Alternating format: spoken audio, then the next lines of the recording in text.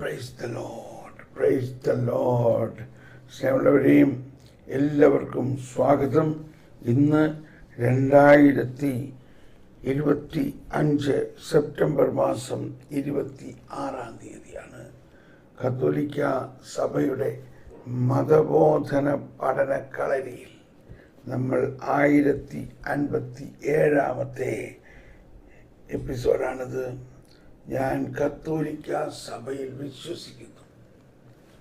സഭ നമ്മുടെ മാതാവാണ്, സഭ നമ്മുടെ അമ്മയാണ്, ആ അമ്മ ഗുരുനാഥയും കൂടിയാണ്. സഭ നമ്മുടെ അമ്മയും ഗുരുനാഥയും കൂടിയാണ്. അങ്ങനെ ഗുരുനാഥയായ സഭ നമ്മളെ പഠിപ്പിക്കുന്നത് നമ്മൾ പഠിക്കുമ്പോഴാണ് നമ്മൾ വിശ്വാസത്തിൽ ദൃഢീകരിക്കുന്നത്. വരുവിൻ നമുക്ക് ഇവിടെ ആമുഖ പ്രാർത്ഥന പ്രാർത്ഥിച്ചിട്ട് മുന്നോട്ട് പോകാം. 2565 നമ്മുടെ ആമുഖ പ്രാർത്ഥന. എല്ലാവരും ചേർന്ന് പ്രാർത്ഥിക്കാം. അനന്തതന്മയായ പിതാവിനോടും അവിടുത്തെ പുത്രനായ യേശുക്രിസ്തുവിനോടും പരിശുദ്ധാത്മാവിനോടും ദൈവമക്കൾക്കുള്ള സജീവ ബന്ധമാണ് പുതിയ ഉടമ്പടിയിലെ പ്രാർത്ഥന. പരിശുദ്ധ രാജകീയ ത്രിത്വത്തിന് മുഴുവനും സമ്പൂർണ്ണ മനുഷ്യചേതനയുമായുള്ള ഐക്യമാണ് ദൈവരാജ്യത്തിന്റെ കൃപാവരം. ദൈവരാജ്യത്തിന്റെ കൃപ എന്നത് പരിശുദ്ധ രാജകീയ ത്രിത്വത്തിന് മുഴുവനും സമ്പൂർണ്ണ മനുഷ്യചേതനയുമായുള്ള ഐക്യമാണ്. Praise the Lord. തുടർന്ന് നമുക്ക് പ്രവചനത്തിലേക്ക് പ്രവേശിക്കാം. പ്രവചനത്തിനായിട്ട് കാതോർക്കുക. പരിശുദ്ധാത്മാവേ, പ്രവചനവരം ഞങ്ങളിൽ തുറക്കണമേ, പ്രവചനവരം ഞങ്ങളിൽ തുറക്കണമേ. പ്രവചനവരത്തിനായി ഒരിക്കൽ കൂടി നമുക്ക് പ്രാർത്ഥിക്കാം. ഉത്കൃഷ്ടമായ ദാനങ്ങൾക്ക് വേണ്ടി തീഷ്ണമായി അഭിലഷിക്കുവിൻ. ഫിൽമി ഫിൽമി ഫിൽമി ഫിൽമി ഫിൽമി ഫിൽമി ഫിൽമി ഫിൽമി ഫിൽമി. ആകയാൽ എൻ്റെ സഹോദരങ്ങളെ, പ്രവചനവരത്തിനായി തീവ്രമായി അഭിലഷിക്കുവിൻ. ഭാഷാവരത്തോടെ സംസാരിക്കുന്നവരെ വിരോധിക്കേണ്ട. പ്രത്യേകിച്ച് 1 കൊരിന്ത്യർ 14:1-39 ആദ്യവും അവസാനവും പറയുന്നത് നിങ്ങളുടെ പ്രത്യേകിച്ച് പ്രവചനവരത്തിനായി തീഷ്ണതയോടെ ആഗ്രഹിക്കുവിൻ. നമ്മളിപ്പോൾ ഈ പ്രവചനം നടക്കുന്ന സമയത്ത് നിങ്ങളെല്ലാവരും ഏകാഗ്രമായിട്ട് കർത്താവ് നേരിട്ട് നമ്മളോട് സംസാരിക്കുന്നു എന്ന ആ വലിയ സത്യം പൂർണ്ണമായി സ്വീകരിച്ചുകൊണ്ട് പഴയ നിയമകാലത്ത് പ്രവാചകർ സംസാരിക്കുമ്പോൾ ജനം സാഷ്ടാംഗം വീണ് കുമ്പിട്ട് ആരാധിക്കുമായിരുന്നു. അത്രയൊക്കെ ചെയ്തില്ലെങ്കിലും നമ്മൾ ആയിരിക്കുന്ന സ്ഥലത്ത് വളരെ ഭക്തിയോടെ ഈ പ്രവചനം ദൈവമാണ് നമ്മളോട് സംസാരിക്കുന്നതെന്ന് ഓർത്തുകൊണ്ട് ദൈവത്തെ ആരാധിക്കുവിൻ. Come holy spirit. എല്ലാവരും ഒരിക്കൽ കൂടി പരിശുദ്ധാത്മാവേ, കം ഹോളി സ്പിരിറ്റ്. പ്രവചനവരം ഞങ്ങൾ തുറക്കണമേ. എല്ലാവരും ഒന്നുകൂടി സ്തുതിക്കാം. ഹൽബല ഹൽബല ഹൽബല ഹൽബല. ഭാഷാവരത്ത് സ്തുതിച്ചുകൊണ്ട് പ്രവചനത്തിനായി ദാഹിക്കുവിൻ. എന്താണ് ഇന്ന് കർത്താവിന് നമ്മളോട് പറയാനുള്ളതെന്ന് യാതൊരു ഐഡിയയുമില്ല. ഹൽബല ഹൽബല ഹൽബല ഹൽബല ഹൽബല ഹൽബല ഹലബല ഹലബല ഹലബല ഹലബല ഹലബല ഹലബല ഹലബല ഹലബല. കർത്താവേ, ആ മുപ്പരിച്ചരടിൽ ഞങ്ങൾ പിടിച്ചു തൂങ്ങുന്നു.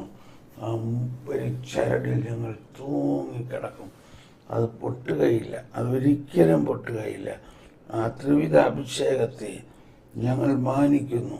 ആ ത്രിവിധ അഭിഷേകത്തെ ഞങ്ങൾ മാനിക്കുന്നു. ഹൽബല ഹൽബല ഹൽബല ഹൽബല ഹൽബല ശലബല ഹലബല ഹലബല. ജോയേൽ പ്രവാചകനിലൂടെ അരുളി ചെയ്തത് പന്തക്കുസ്താ ദിവസം പൂർത്തിയായി. അത് ഇന്ന് ജീവിക്കുന്ന ഞങ്ങളിൽ പൂർത്തിയാകണമേ. ഇന്നും ജീവിക്കുന്ന ഞങ്ങളിൽ പൂർത്തിയാകണേ. അവസാന നാളുകളിൽ എല്ലാവരിലും തൻ്റെ ആത്മാവിനെ വർഷിക്കും. എല്ലാവരും പ്രവചിക്കും. ശൽബല ഹലബല ഹലബല ഹലബല. അന്നിങ്ങനെ സംഭവിക്കും. എല്ലാവരുടെയും മേലെൻ്റെ ആത്മാവിനെ ഞാൻ വർഷിക്കും. നിങ്ങളുടെ പുത്രന്മാരും പുത്രിമാരും പ്രവചിക്കും.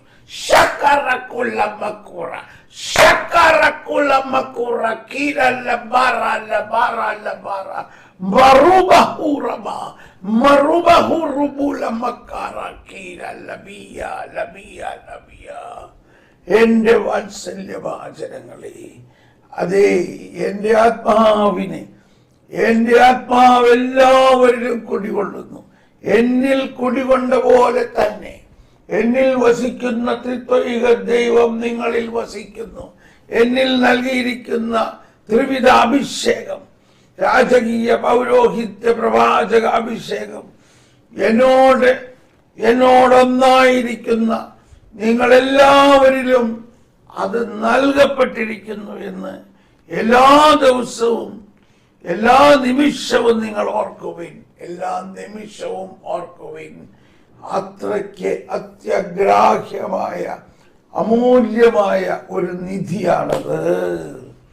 ശർമക്കല അറബുലമക്കറ അറബാക്കുറ എന്നാൽ ആ നിധി നിങ്ങൾക്ക് തന്നിരിക്കുന്നത് പൂട്ടിവെക്കാനല്ല,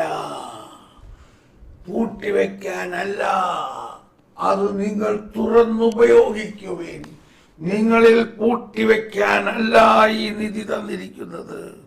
ചെറിയ കാര്യത്തിൽ വിശ്വസ്തരാകുകയാണെങ്കിൽ മാത്രമേ നിങ്ങളെ എനിക്ക് ഉപയോഗിക്കാൻ പറ്റുകയുള്ളൂ. ചെറിയ കാര്യത്തിൽ വിശ്വസ്തരാണെങ്കിൽ നിങ്ങളെ ഞാൻ വലിയ കാര്യങ്ങൾ ഏൽപ്പിക്കും. വലിയ കാര്യങ്ങൾ ഏൽപ്പിക്കണമെങ്കിൽ നിങ്ങൾ ചെറിയ കാര്യങ്ങൾ ചെയ്ത് പരിചയിക്കണം. ഞാനുമായിട്ട് പ്രവർത്തിക്കുന്നത് എങ്ങനെയെന്ന് നിങ്ങൾ പരിചയിക്കണം. എന്റെ ഹിതം എങ്ങനെയാണ് അറിയുന്നതെന്ന് നിങ്ങൾ പരിചയിക്കണം. എന്റെ മനസ്സെന്താണെന്ന് നിങ്ങൾ പരിചയിക്കണം. എന്റെ സ്നേഹവും വാത്സല്യവും നിങ്ങൾ പരിചയിക്കണം. ശലമക്കൂറ ഉറുലമക്കൂറ മറബക്കീര. എന്റെ വാത്സല്യം എന്റെ അമ്മയിലൂടെയും പരിശുദ്ധാത്മാവിലൂടെയും ഞാൻ നിങ്ങൾക്ക് നൽകിയിട്ടുണ്ടല്ലോ. എന്റെ വാത്സല്യം ടെൻഡർ ലവ്, എന്റെ വാത്സല്യം നിങ്ങളിൽ നിറയട്ടെ. നിങ്ങളിൽ എന്തെല്ലാം വരങ്ങൾ ഉണ്ടായാലും സ്നേഹമില്ലെങ്കിൽ നിങ്ങൾ ഒന്നുമല്ല. അതിനാൽ എന്റെ ജനമേ, ഫരിസേയരെ പോലെ ആകാതെ എന്നെ പോലെ ആകുവിൻ. നിങ്ങളുടെ നീതി ഫരിസേയരുടെ നീതിയെ അതിശയിച്ച് ഇല്ലെങ്കിൽ നിങ്ങൾ ദൈവരാജ്യത്തിൽ പ്രവേശിക്കുകയില്ല എന്നതിൻ്റെ അർത്ഥം എന്റെ വാത്സല്യം നിറഞ്ഞ, ആരെയും വിമർശിക്കാത്ത, ആരെയും കുറ്റം കാണാത്ത എല്ലാവരുടെയും പാപം ഞാൻ ഏറ്റെടുക്കുകയും അവരെ ശിക്ഷയിൽ നിന്നും ഒഴിവാക്കുകയും ചെയ്തിരിക്കുന്നു എന്നൊന്ന് വിശ്വസിക്കുവേൻ. കാണാതെ പോയ ആടിനെ കണ്ടുകിട്ടുവോളം ഞാൻ അന്വേഷിച്ച് അവനെ ചുമലിലേറ്റ് ഞാൻ കൊണ്ടുവരും. അതിനെ ഞാൻ ശിക്ഷിക്കുകയില്ല. ഞാൻ വന്നിരിക്കുന്നത് ശിക്ഷിക്കാനല്ല, ഞാൻ വന്നിരിക്കുന്നത് രക്ഷിക്കാനാണ്. ഞാൻ മോചനദ്രവ്യമായി എന്റെ ജീവനെ നൽകി രക്ഷിച്ചിരിക്കുന്നു. നിങ്ങളുടെ പാപം കടും ചുമപ്പാണെങ്കിലും ഞാൻ അവയെല്ലാം ഏറ്റെടുത്ത് കഴിഞ്ഞിരിക്കുന്നു. എത്ര ഭയാനകമായ പാപമായാലും അതെല്ലാം ഞാൻ ഏറ്റെടുത്ത് കഴിഞ്ഞിരിക്കുന്നു. വിശ്വസിക്കുവിൻ. നിങ്ങൾക്കിന്ന് ഞാൻ ആ വിശ്വാസം വീണ്ടും ഉണർത്തുന്നു. നിങ്ങളിലുള്ള വിശ്വാസം ഞാൻ ഉണർത്തുന്നു. എന്നിൽ വിശ്വസിക്കുക എന്ന് പറഞ്ഞാൽ എന്റെ രക്ഷാകര പ്രവർത്തനത്തിൽ വിശ്വസിക്കുക. ഞാൻ എല്ലാ മനുഷ്യരെയും എന്റെ ശരീരത്തിൽ മനുഷ്യാവതാരത്തിലൂടെ ഏറ്റെടുത്തുകൊണ്ട് അവരെ പിതാവുമായിട്ട് അനുരഞ്ജിപ്പിച്ചിരിക്കുന്നു. അവരെ ഞാൻ പിതാവുമായിട്ട് അനുരഞ്ജിപ്പിച്ചിരിക്കുന്നു. ഞാൻ അവരെല്ലാവരുടെയും പാപത്തെ കുരിശിൽ നിഷ്കാസനം ചെയ്യുകയും ഉന്മൂലനം ചെയ്യുകയും ചെയ്തിരിക്കുന്നു. ഇനി അവർക്ക് ശിക്ഷാവിധി ഇല്ല. അവരുടെ ശിക്ഷ ഞാൻ ഏറ്റെടുത്തു. ഞാൻ അവർക്ക് വേണ്ടി ശിക്ഷ അനുഭവിച്ചു. ഇതാണ് എൻ്റെ നീതി. ആ ശിക്ഷ അനുഭവിച്ചതിന് ശേഷം അവരുടെ പഴയ ജീവിതത്തെ കുഴിച്ചു മൂടി. ഇതാ ഞാൻ അവർക്കൊരു പുതിയ ജീവിതം നൽകുന്നു. അതാണ് എൻ്റെ ഉത്ഥാനം. എൻ്റെ ഉത്ഥാനത്തിൽ എല്ലാ മനുഷ്യരും എൻ്റെ ശരീരത്തിലുണ്ട്. ആ ശരീരമാണ് ഇപ്പോൾ നിങ്ങളുടെ ശരീരം. നിങ്ങളുടെ ശരീരം ഇപ്പോൾ എൻ്റെ ദേവാലയമായി മാറിയിരിക്കുന്നു. നിങ്ങൾ ഓരോരുത്തരും എൻ്റെ ദേവാലയമാണ്. നിങ്ങൾ ഓരോരുത്തരിലും ഞാൻ ഉയർത്തെഴുന്നേറ്റ ഞാൻ വസിക്കുന്നു. റബൂലമക്കാറ, ഉയർത്തെഴുന്നേറ്റ ഞാൻ നിങ്ങളിൽ വസിക്കുന്ന ദേവാലയമാണ്. നിങ്ങൾ അർഹംബിക്കീര, നിങ്ങൾ നിങ്ങളുടെ സ്വന്തമല്ല. നിങ്ങൾ ആരെയും വിധിക്കാനോ വിമർശിക്കാനോ പോകേണ്ടതില്ല. അവരെല്ലാവരും എൻ്റെ ദേവാലയങ്ങളാണ്. ഞാൻ അവരുടെ കാര്യത്തിൽ ശ്രദ്ധാലുവാണ്. ഞാൻ അവരെ രക്ഷിക്കും. ഞാൻ അവരെ എങ്ങനെ രക്ഷിക്കും എന്ന് എനിക്ക് വിസ്മരണീയമായ രീതിയിൽ ചെയ്യാൻ സാധിക്കും. അവർക്ക് വിശ്വാസമില്ലെങ്കിലും സഭയുടെ വിശ്വാസത്തെ തെക്കൻ വാർത്തുകൊണ്ട് നിങ്ങളുടെ മധ്യസ്ഥ പ്രാർത്ഥനകളെ പരിഗണിച്ചുകൊണ്ട് ഞാൻ അവരെ രക്ഷിക്കും. ഞാൻ അവരെ രക്ഷിക്കും. ഞാൻ അവർക്ക് നിത്യരക്ഷ നൽകും. നിത്യരക്ഷ നൽകാൻ വേണ്ടിയാണ് ഞാൻ വന്നിരിക്കുന്നത്.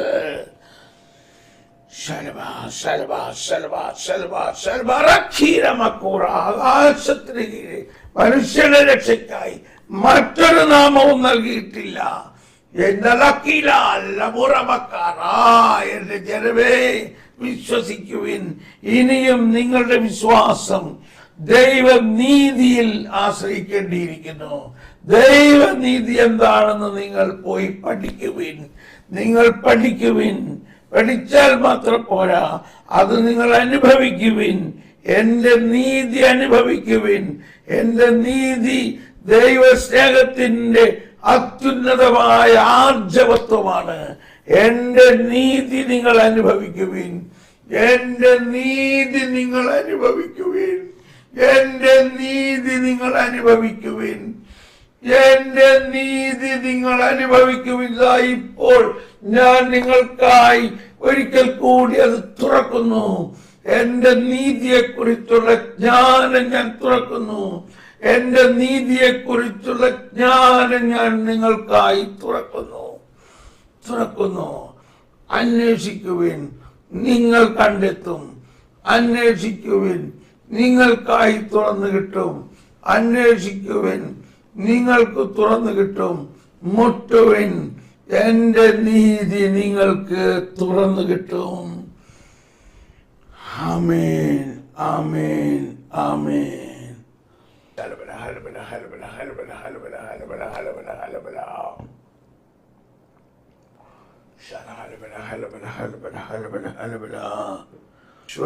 നന്ദി.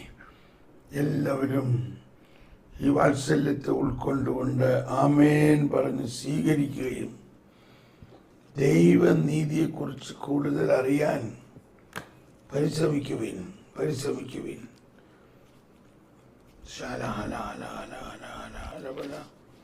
കാറ്റഗിസത്തിൽ 1987 മുതൽ ആണ് നീതീകരണത്തെക്കുറിച്ചുള്ള പ്രബോധനം. 1987 മുതൽ 2011 വരെ 1987 മുതൽ 2011 വരെ നിങ്ങൾ വായിക്കുവിൻ. ദൈവനീതിയെക്കുറിച്ച് ഉള്ള ഈ പ്രബോധനം വായിച്ചിട്ട് അതിൽ സംശയമുള്ളവർ എനിക്ക് പ്രത്യേകിച്ച് വാട്സപ്പ് സന്ദേശം തന്നാൽ ഞാൻ നിങ്ങൾക്ക് കൂടുതൽ സംശയം മാറ്റി തരാം. Price the Lord. അങ്ങനെ ദൈവനീതി അറിഞ്ഞാൽ മാത്രമേ ഈ പ്രവചനങ്ങൾ നമ്മളിൽ പ്രവർത്തിക്കുകയുള്ളൂ. ഈശോ പറഞ്ഞിരിക്കുന്നത്, എന്നിൽ വിശ്വസിക്കുന്നവൻ എന്നിൽ വിശ്വസിക്കുന്നവന് ഈ കാര്യങ്ങൾ ചെയ്യും. എന്താ എന്നിൽ വിശ്വസിക്കുക എന്ന് പറഞ്ഞാൽ, എൻ്റെ നീതി, ഈശോയുടെ നീതി മുഴുവനും മനസ്സിലായില്ലെങ്കിൽ നമ്മുടെ വിശ്വാസം പൊള്ളയല്ലേ, നമ്മുടെ വിശ്വാസം പൊള്ളയല്ലേ. അതാണ് നമ്മുടെ ഒരു പ്രശ്നം. സ്നേഹമുള്ളവരെ, അതുകൊണ്ട് ദൈവനീതി ഇനിയും മനസ്സിലാക്കാത്തവർ, അത് മനസ്സിലാക്കാത്തവരെന്ന് പറഞ്ഞാൽ അത് മനസ്സിലാവില്ല. കാരണം എല്ലാവരും വിചാരിച്ചിരിക്കുന്നത് എനിക്കിതൊക്കെ അറിയാം എന്നാണെങ്കിൽ എന്ത് ചെയ്യാൻ പറ്റും. അതുകൊണ്ട് എങ്ങനെ അറിയാൻ പറ്റും? 1987 മുതൽ നീതിയെക്കുറിച്ച് കാറ്റഗിസം പഠിപ്പിക്കുന്നത് നിങ്ങൾ വായിക്കണം. പ്രത്യേകിച്ച് ഈ കാറ്റഗിസത്തിൻ്റെ ഗ്രൂപ്പിൽ ഉള്ളവരെല്ലാവരും അതൊരിക്കൽ കൂടി വായിക്കണം, സാവധാനം വായിക്കണം. എന്നിട്ട് ആ ദൈവനീതിയെക്കുറിച്ചൊന്നുകൂടി പഠിക്കണം. അത് ജീവിതത്തിൽ ആനന്ദകരമായൊരു അനുഭവമാക്കി മാറ്റണം. ഓ ശരഹരബല ഹരബല, നന്ദി കർത്താവേ, കർത്താവേ. നീതിയുടെ കവാടങ്ങൾ എനിക്കായി തുറന്നു തരിക ഞാൻ. സങ്കീർത്തനം 118 ഭാഗമാണ്. നീതിയുടെ കവാടങ്ങൾ എനിക്കായി തുറന്നു തരിക ഞാൻ, അവയിലൂടെ പ്രവേശിച്ച് കർത്താവിന് നന്ദി പറയട്ടെ. ഇതാണ് കർത്താവിൻ്റെ കവാടം. അതാണ് ദൈവനീതി, അതാണ് കർത്താവിൻ്റെ കവാടം. പണിക്കാർ ഉപേക്ഷിച്ചു കളഞ്ഞ കല്ല് മൂലക്കല്ലായി തീർന്നു. അതാണ് ഈശോ മിശിഹ. ഓക്കെ,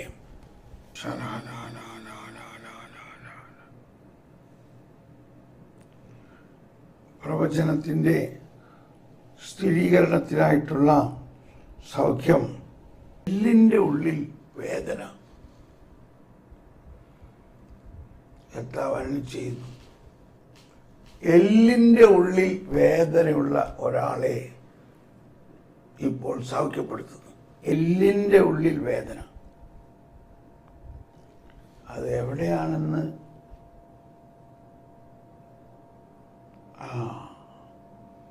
കൈയുടെ ഈ എൽബോയ്ക്കും റിസ്റ്റിനും ഇടയ്ക്ക്, കൈയുടെ എൽബോയ്ക്കും റിസ്റ്റിനും, അതായത് ഈ കൈയുടെ ഈ എന്താണ് റെസ്റ്റിന് മുകളിലായിട്ട് ഈ ഭാഗത്തായിട്ട് എല്ലിൻ്റെ ഉള്ളിൽ വേദനയുള്ള ഒരാളെ കർത്താവ് സുഖപ്പെടുത്തുന്നു. ഈ പ്രവചനങ്ങളുടെ കൺഫർമേഷനാണത്. അതോടൊപ്പം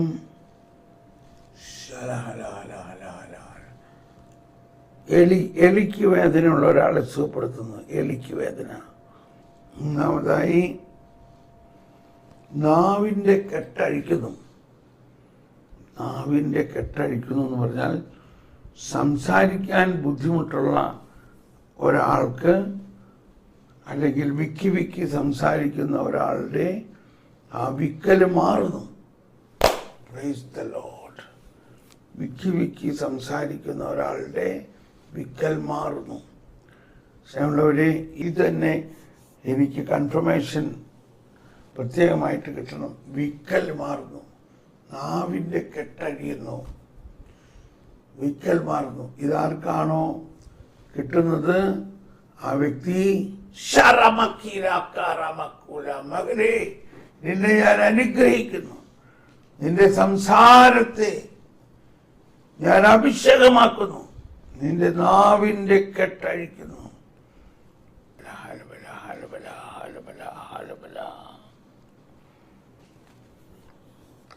ഓക്കെ, എല്ലിൻ്റെ ഉള്ളിലെ വേദന, എലിവേദന, നാവിൻ്റെ കെട്ടഴിയുന്നു.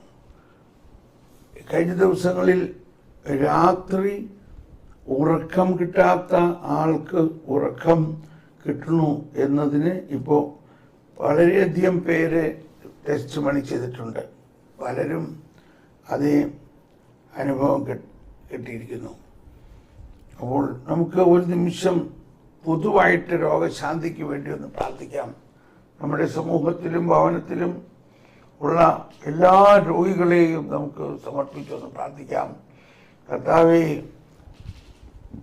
ജന്മനാ ഉള്ള രോഗങ്ങൾ, പ്രത്യേകിച്ച് ഓട്ടിസം, അതുപോലെ ഡൗൺ സിൻഡ്രോം, അതുപോലെ എല്ലാ ജന്മനാ ഉള്ള രോഗങ്ങളെയും കൂടി ഞങ്ങൾ സമർപ്പിക്കുന്നു.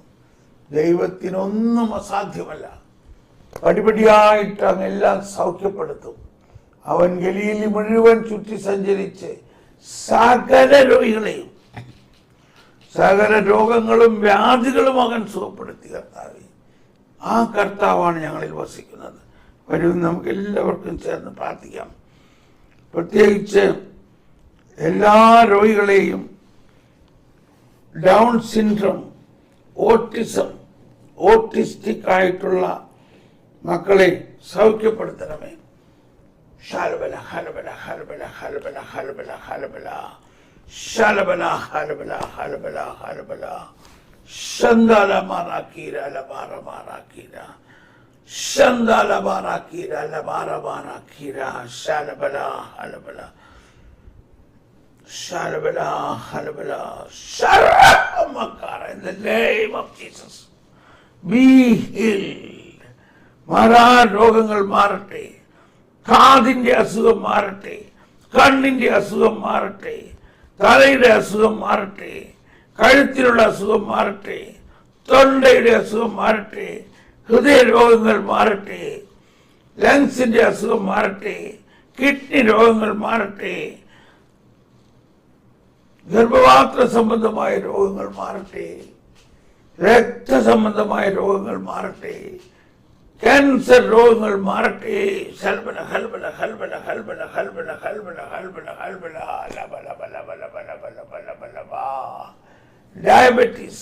ഡയബറ്റീസ് മാറട്ടെ, ബ്ലഡ് പ്രഷർ മാറട്ടെ. എല്ലാ രോഗികളെയും കർത്താവേ അങ്ങേക്ക് സൗഖ്യപ്പെടുത്താൻ കഴിയും എന്ന് ഞങ്ങൾ വിശ്വസിക്കുന്നു. കർത്താവേ, വിശ്വസിക്കുന്നു. Price the Lord, praise the Lord. തുടർന്ന് ഇന്നത്തെ ക്ലാസ് 1150 ഇന്നലെ 1150 എടുത്തല്ലോ. ഓക്കെ, വായിക്കാം. മതസ്വാതന്ത്ര്യത്തിന്റെ വിനിയോഗം തടസ്സപ്പെടാതിരിക്കുമ്പോൾ ക്രൈസ്തവർ ദൈവിക ആരാധനയ്ക്കുള്ള കെട്ടിടങ്ങൾ പണിയുന്നു. ദൃശ്യങ്ങളായ ഈ ആലയങ്ങൾ കേവലം സമ്മേളന സ്ഥലങ്ങളല്ല, പിന്നെയോ പ്രസ്തുത സ്ഥലത്ത് ജീവിക്കുന്ന സഭയെ സൂചിപ്പിക്കുകയും ദൃശ്യമാക്കുകയും ചെയ്യുന്നവയാണ്.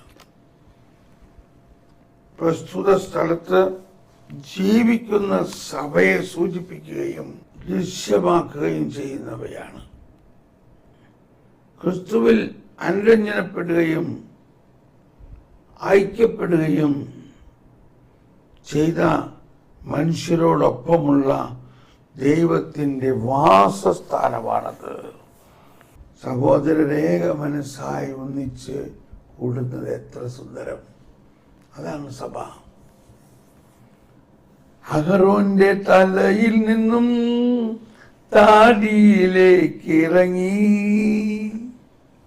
കഴുത്തിന്റെ പട്ടയിലൂടെ വസ്ത്രത്തിലേക്ക് ഒഴുകുന്ന അഭിഷേക തൈലം പോലെയാണത്.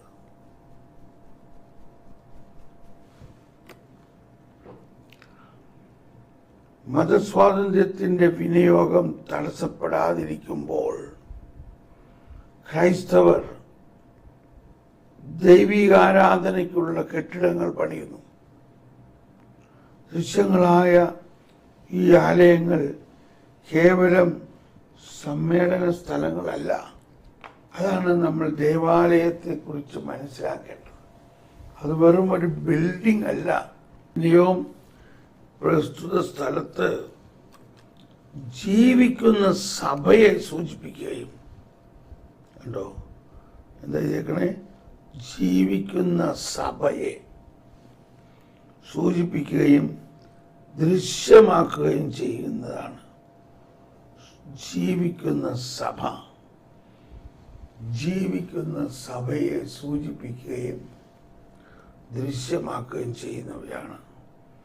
ക്രിസ്തുവിൽ അനുരഞ്ജനപ്പെടുകയും ഐക്യപ്പെടുകയും ചെയ്ത മനുഷ്യരോടൊപ്പമുള്ള ദൈവത്തിൻ്റെ വാസസ്ഥാനമാണത്. ദൈവത്തിൻ്റെ വാസസ്ഥാനം. ദൈവം നമ്മളിൽ വസിക്കുന്നു. 2106. സ്വന്തം ബോധ്യങ്ങൾക്ക് വിരുദ്ധമായി പ്രവർത്തിക്കാൻ ആരും നിർബന്ധിക്കപ്പെടുകയോ ന്യായമായ പരിധിക്കുള്ളിൽ നിന്നുകൊണ്ട് രഹസ്യമായോ പരസ്യമായോ തനിച്ചോ കൂട്ടിച്ചേർന്നോ സ്വന്തം മനസാക്ഷി അനുസരിച്ച് വ്യാപരിക്കുന്നതിൽ നിന്ന് ആരും തടയപ്പെടുകയോ അരുത്. ഈ അവകാശം മനുഷ്യ വ്യക്തിയുടെയും പ്രകൃതിയെ തന്നെ അടിസ്ഥാനപ്പെടുത്തിയിട്ടുള്ളതാണ്. ഭൗതിക ക്രമത്തെ അതിലംഘിക്കുന്ന ദൈവിക സത്യത്തിന് സ്വതന്ത്രമായി സമ്മതം നൽകാൻ മനുഷ്യ വ്യക്തിയുടെ മാഹാത്മ്യം അവനെ കഴിവുള്ളവനാക്കുന്നു. ഇക്കാരണത്താൽ സത്യം അന്വേഷിക്കാനും അതിനെ പുൽകാനുമുള്ള കടമയനുസരിച്ച് ജീവിക്കാത്തവരിൽ പോലും ഈ അവകാശം നിലനിൽക്കുന്നു. അതാണ് ദ ഡിഗ്നിറ്റീസ്. മനുഷ്യന്റെ ഡിഗ്നിറ്റിയെ കുറിച്ചാണ് അവിടെ. തുടർന്ന് 1181 നമുക്ക് പോകാം. 1181 വിശുദ്ധ കുർബാന ആഘോഷിക്കുകയും ദേവാലയത്തെക്കുറിച്ചാണ്. വിശുദ്ധ കുർബാന ആഘോഷിക്കുകയും കാത്തു സൂക്ഷിക്കുകയും. ആഘോഷിക്കുക, കാത്തു സൂക്ഷിക്കുക എന്ന് പറഞ്ഞാൽ ടാബർനാക്കിൾ. കാത്തു സൂക്ഷിക്കുകയും വിശ്വാസികൾ സമ്മേളിക്കുകയും ചെയ്യുന്ന പ്രാർത്ഥനാ ഭവനമാണ് ദേവാലയം. എന്താണ്? ഒന്ന്, വിശുദ്ധ കുർബാന ആഘോഷിക്കുക. 2, അത് കാത്തു സൂക്ഷിക്കുക. 3, വിശ്വാസികളുടെ സമ്മേളനം. ഇതിനെയാണ് ദേവാലയം എന്ന് പറയുന്നത്. യാഗപീഠത്തിൽ നമുക്കായി വിശ്വാസികളുടെ സഹായത്തിനും ആശ്വാസത്തിനുമായി സമർപ്പിക്കപ്പെട്ട നമ്മുടെ രക്ഷകനായ ദൈവപുത്രന്റെ സാന്നിധ്യത്തെ ആരാധിക്കുന്ന ഈ ഭവനം ഭംഗിയുള്ളതും പ്രാർത്ഥനയ്ക്കും തിരുകർമ്മങ്ങൾക്കും ഇണങ്ങുന്നതുമായിരിക്കണം. ഇതൊക്കെ വറ്റിക്കാൻ ഡോക്യുമെന്റിലുള്ളതാണ്. ഈ ദൈവഭവനത്തെ രൂപപ്പെടുത്തിയിരിക്കുന്ന അടയാളങ്ങളുടെ സത്യവും സമന്വയവും ക്രിസ്തു ഈ സ്ഥലത്ത് സന്നിഹിതനും പ്രവർത്തന നിരതനുമാണെന്ന് കാണിക്കണം. കേട്ടോ, ഈ ദൈവഭവനത്തെ രൂപപ്പെടുത്തിയിരിക്കുന്ന അടയാളങ്ങളുടെ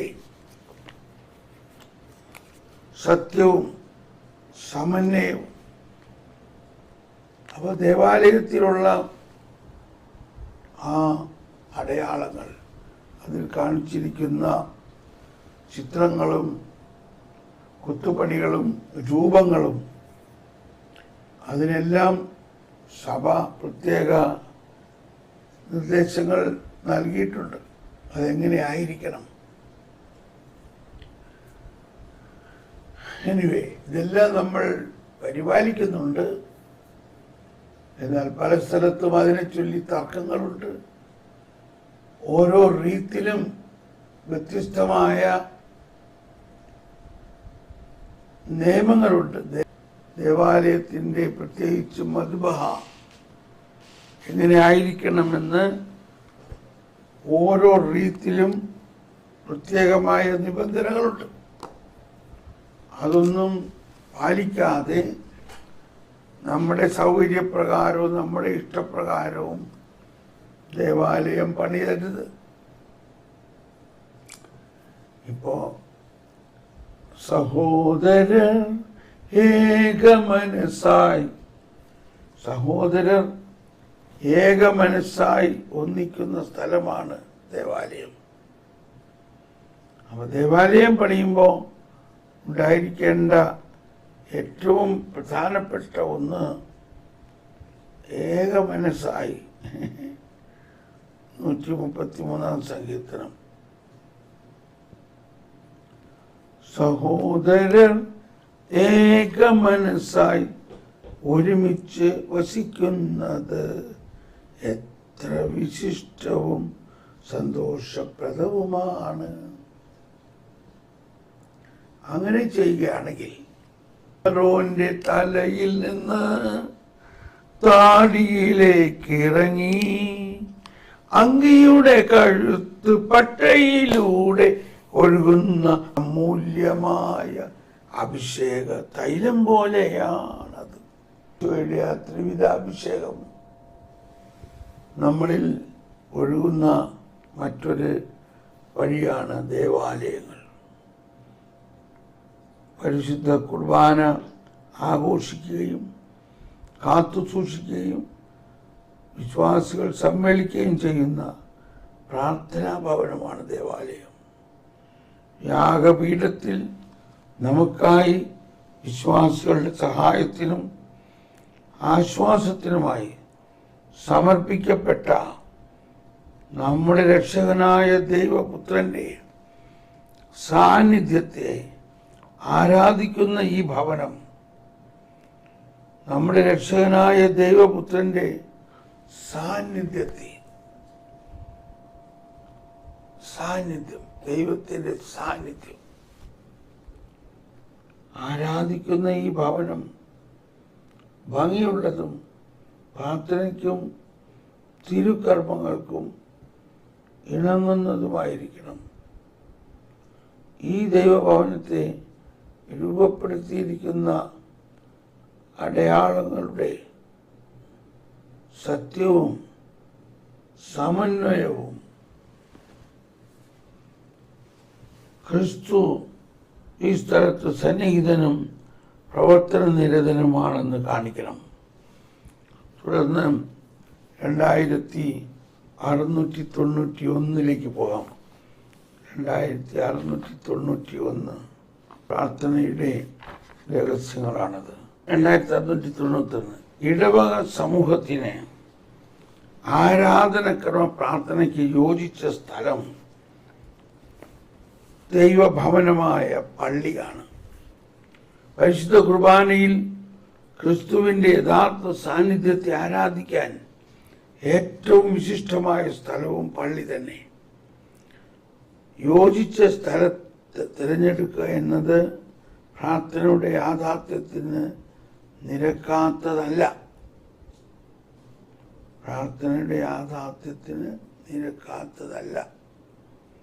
യോജിച്ച സ്ഥലം തിരഞ്ഞെടുക്കുക എന്നത്.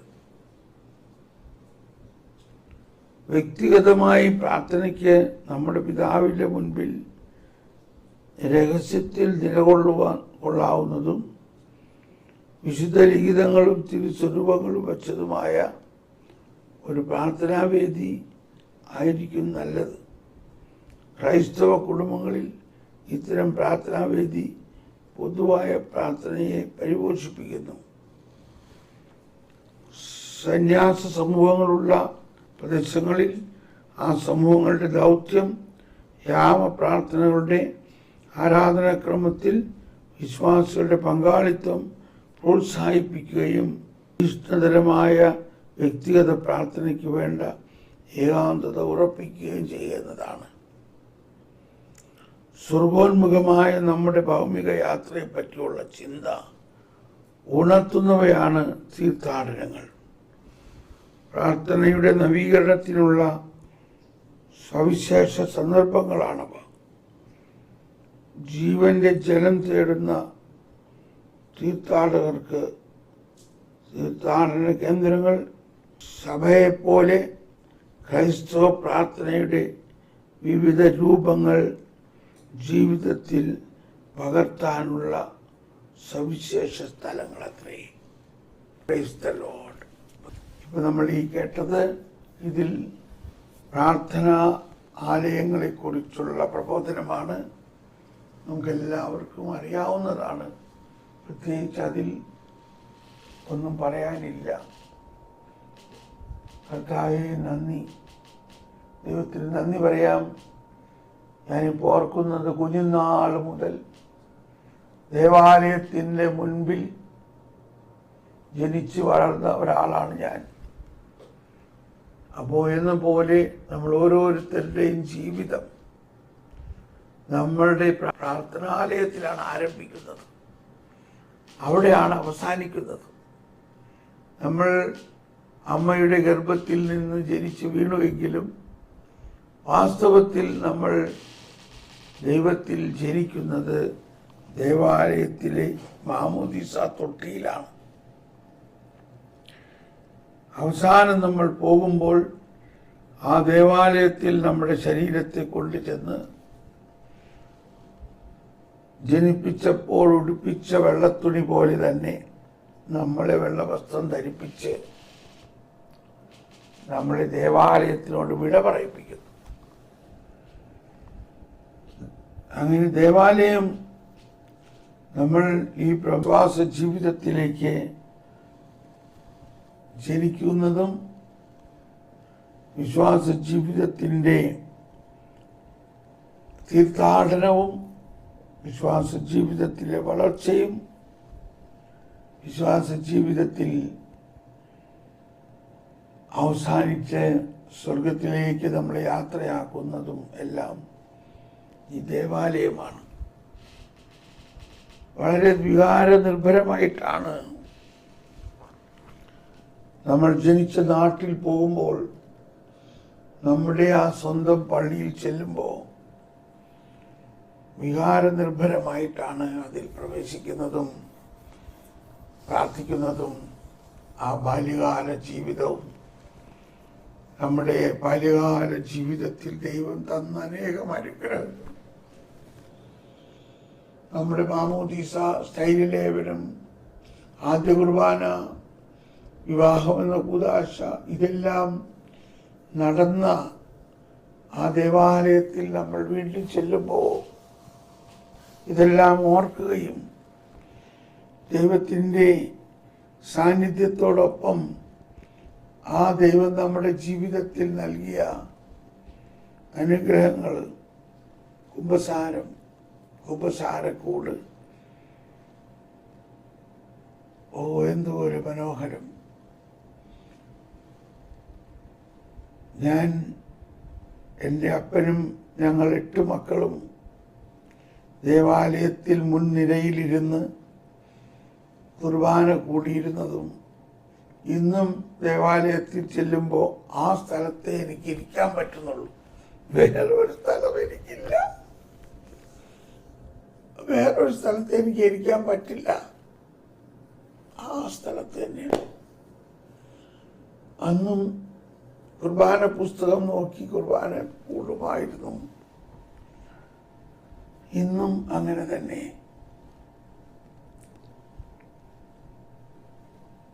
ഉയർപ്പ് തിരുനാളിന് ഞാൻ ടാബ്ലോ ഉണ്ടാക്കുമായിരുന്നു. ടാബ്ലോ, ഈശോ ഉയർത്ത് എഴുതിയിട്ട് ഇങ്ങനെ വരുന്നത്, അതിൻ്റെ ടാബ്ലോ. ഇതെല്ലാം നമ്മുടെ മനസ്സിൽ മായാത്ത മുദ്ര പതിപ്പിച്ചിരിക്കുന്നു. ദേവാലയത്തിനോട് ചുറ്റിപ്പറ്റി നമ്മളെ ചെയ്തിട്ടുള്ള ഒരുപാട് കലാപരിപാടികൾ, നാടകങ്ങൾ, എല്ലാ പ്രസംഗങ്ങൾ, അതിന് ചുറ്റുമുള്ള പൂന്തോട്ടം, അതിൽ നമ്മൾ പ്രവർത്തിച്ചു, പൂക്കളുണ്ടായത്, ആ പൂക്കൾ പറിച്ച് വേദിയിൽ അണിയിച്ചതും, അപ്പോൾ വികാരിയച്ഛൻ നമുക്ക് മുട്ടായി തന്നതും, ഇതെല്ലാം നമ്മുടെ ജീവിതവും ദേവാലയം നമ്മുടെ ജീവിതത്തെ രൂപപ്പെടുത്തിയ മനോഹരമായ സംഭവങ്ങളല്ലേ. ഞങ്ങളുടെ ചേന്നമംഗലം പള്ളിയിലെ ദേവാലയം വളരെ ചരിത്രപ്രസിദ്ധമായിട്ടുള്ള ഒന്നാണ്.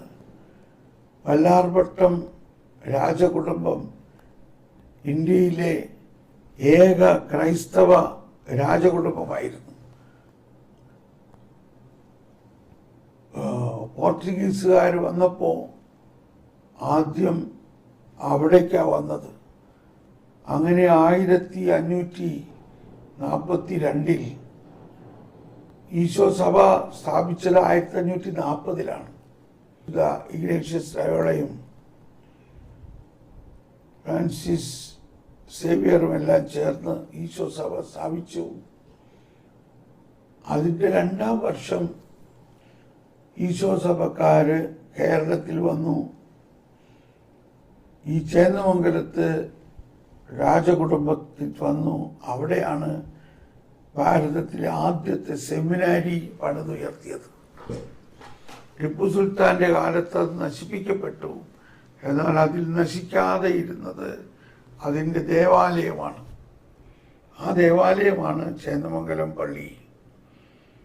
ഇന്നും അത് അതിൻ്റെ മതിലുകൾ നമ്മളോട് വലിയ കാര്യങ്ങൾ സംസാരിക്കുന്നു. Price the Lord. ഇവിടെ നിർത്തുകയാണ്. അങ്ങനെ നമ്മളെല്ലാവരും ദേവാലയവുമായിട്ട് നമ്മുടെ വിശ്വാസ ജീവിതം വളരെയധികം ബന്ധപ്പെട്ടിരിക്കുന്നുവെന്ന് ഒരിക്കൽ കൂടി ഓർമ്മിച്ചുകൊണ്ട് ഇന്ന് നമ്മൾ ആ ദേവാലയത്തിൽ ചെല്ലുമ്പോൾ ദൈവത്തിന് നന്ദി പറയാം. ദൈവത്തിന് 1000 നന്ദി പറയാം. ആ ദേവാലയത്തിൽ വന്നു പോയിട്ടുള്ള അനേകം വൈദികരും ബിഷപ്പുമാരും എല്ലാവരെയും ഓർക്കാം. ദൈവമേ, അവരെല്ലാം അനുഗ്രഹിക്കണേ. Price the Lord, price the Lord. എല്ലാവർക്കും നന്ദി. എനിക്ക് വേണ്ടി നിങ്ങൾ പ്രാർത്ഥിക്കണം നന്നായിട്ട്. Price the Lord. God bless you, bless you, bless you. എല്ലാവർക്കും നന്ദി, നന്ദി, നന്ദി.